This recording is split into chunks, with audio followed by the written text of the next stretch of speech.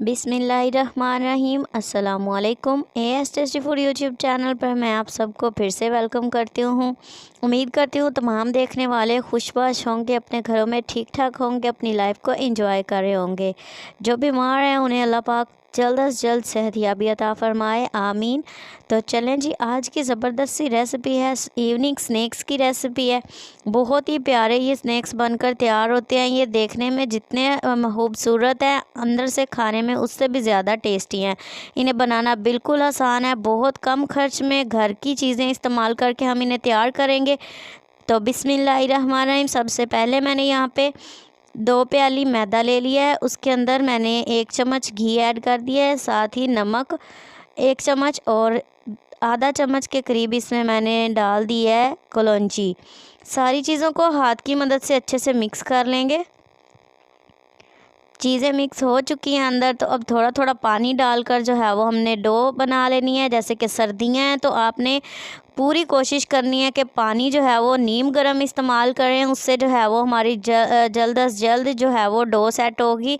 तो सर्दियों के मौसम में चाय के साथ जो है वो कुछ चटपटा मज़ेदार सा जो है वो खाने को मन करता है, तो उसके लिए ये परफेक्ट स्नैक्स है। तो बच्चों के लिए भी आप बना सकते हैं, बड़ों के लिए भी बहुत ही टेस्टी और बहुत ही ज़बरदस्त बनकर तैयार होते हैं। डो को जो है वो हमने अच्छे से गूंदना है, जैसे हम आटा गूंदते हैं। तो आप देख सकते हैं ये काफ़ी नरम हो चुकी है पहले से। तो हमने तकरीबन इसे 3 से 4 मिनट इस तरह से गूंदना है और बहुत ही ज़बरदस्त देखें ये हमारा जब पेड़ा बन जाएगा, तो पेड़े को हमने तकरीबन 15 से 20 मिनट के लिए रेस्ट देनी है।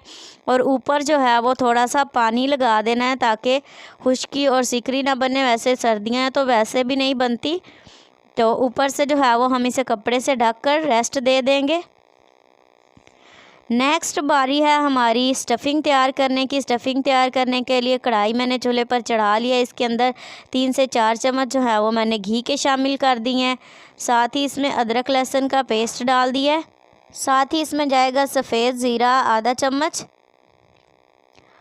और इसे थोड़ा सा गर्म होने पर हम इसके अंदर बाकी चीज़ें भी शामिल करेंगे। ज़ीरा मैंने पहले इसलिए डाला क्योंकि इसकी बहुत ज़्यादा अच्छी खुशबू आती है और टेस्ट भी अच्छा आता है।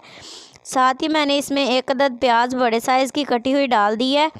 तो इसे जो है हमने थोड़ा सा फ्राई करना है, बाद में हम इसमें बाकी की चीज़ें ऐड करेंगे। मैंने यहाँ पे बॉयल चिकन ले लिया था और उसके रेशे बना लिए थे, वो मैंने इसमें शामिल कर दिए हैं 1 प्याली। तो चिकन जो है वो मैंने इसमें शामिल कर दिया है। नमक डालकर हल्का सा मैंने बॉईल किया हुआ था। साथ जो है वो अब हम इसके अंदर थोड़ा सा पानी डाल देंगे ताकि चिकन जो है वो मेरे पास फ्रीज़ था पहले से, तो जो है वो थोड़ा सा अच्छा खासा नरम हो जाए। तो थोड़ा सा पानी डालकर जो है वो इसे हमने और फ्राई कर लिया है। 1 चम्मच लाल मिर्च पाउडर, आधा चम्मच नमक, आधा चम्मच हल्दी पाउडर और साथ ही इसमें जाएगी थोड़ी सी कसूरी मेथी। मेथी मैंने इसमें शामिल कर दिया। अच्छे से इसको फ्राई करेंगे 1 से 2 मिनट के लिए। सारी चीज़ों को अंदर मिक्स कर लेंगे। तो बाद में जो है वो हम इसमें एक और चीज़ भी शामिल करेंगे। तो दूसरी जो हमारी चीज़ है वो है, यहाँ पे हमारे पास हैं आलू। आलू मैंने मैश करके बॉईल करके पहले से रख लिए थे, वो इसमें शामिल करने जा रही हूँ। साथ ही पहले इसमें मैंने 2 से 3 चम्मच पानी के डाल लिए हैं ताकि जो है ये मसाला जो है वो नीचे ना लगे, स्टफ़िंग और अच्छे से फ्राई हो ये चीज़ें सारी। साथ इसके मैंने आलू भी शामिल कर दिए हैं। सारी चीज़ों को अंदर अच्छे से मिक्स कर लेंगे ताकि सारा मसाला जो है वो यकजा हो जाए। तो आप देख सकते हैं किस तरीके से मैं यहाँ पे चम्मच की मदद से ही मिक्स कर रही हूँ इसे। स्टफ़िंग को मैंने चूल्हे से उतार दिया। साथ इसमें शामिल कर दिया हरी मिर्च कटी हुई और हरा धनिया। सारी चीज़ों को अंदर अच्छे से जो है वो मिक्स कर देंगे और स्टफ़िंग को ठंडा होने के लिए जो है वो हम रख देंगे। आप चाहें तो अलग से किसी बर्तन में निकाल कर रख लें। तो डो को जो है वो सेट हुए 15 मिनट हो चुके हैं। यहाँ पे मैंने एक लोई ले ली है, एक पेड़ा छोटा सा, इसको जो है वो हम थोड़ा सा बेल लेंगे।